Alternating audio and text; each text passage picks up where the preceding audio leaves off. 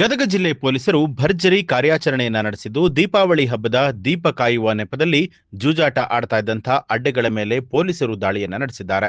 ಗದಗ ಜಿಲ್ಲೆಯಾದ್ಯಂತ ಕಳೆದ 3 ದಿನಗಳಲ್ಲಿ ಒಟ್ಟು 61 ಜೂಜಾಟದ ಅಡ್ಡೆಯ ಮೇಲೆ ಪೊಲೀಸರು ದಾಳಿ ನಡೆಸಿ 5,15,650 ರೂಪಾಯಿ ವಶಕ್ಕೆ ಪಡೆದಿದ್ದು 463 ಜನರ ವಿರುದ್ಧ ಪ್ರಕರಣ ದಾಖಲಾಗಿದೆ.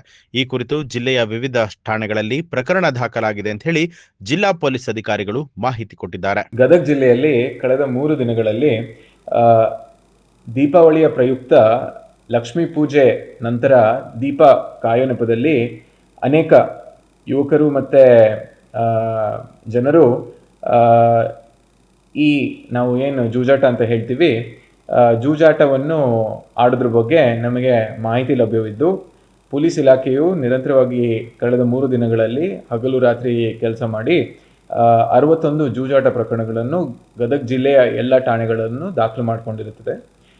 ಈ ಒಂದು 61 ಪ್ರಕರಣಗಳಲ್ಲಿ ಆಲ್ಮೋಸ್ಟ್ 463 ಜನರನ್ನು ನಾವು ಕಾನೂನು ರೀತಿಯಲ್ಲಿ ದಸ್ತಗಿರಿ ಮಾಡಲಾಗಿದ್ದು ಮುಂದಿನ ತನಿಖೆ ಒಳಗೊಂಡಿರುತ್ತದೆ. ಈ 61 ಪ್ರಕರಣಗಳಲ್ಲಿ ನಾವು 5,15,650 ರೂಪಾಯಿಯನ್ನು ವಶಪಡಿಸಿಕೊಂಡು ಮಾನ್ಯ ನ್ಯಾಯಾಲಯಕ್ಕೆ ಹಾಜರುಪಡಿಸ್ತೀವಿ ಮತ್ತೆ ಮುಂದಿನ ತನಿಖೆ ಕೈಗೊಂಡಿದ್ದೀವಿ. ನ್ಯೂಸ್ ಅಲರ್ಟ್ ನಿಮ್ಮಿಂದ ನಿಮಗಾಗಿ.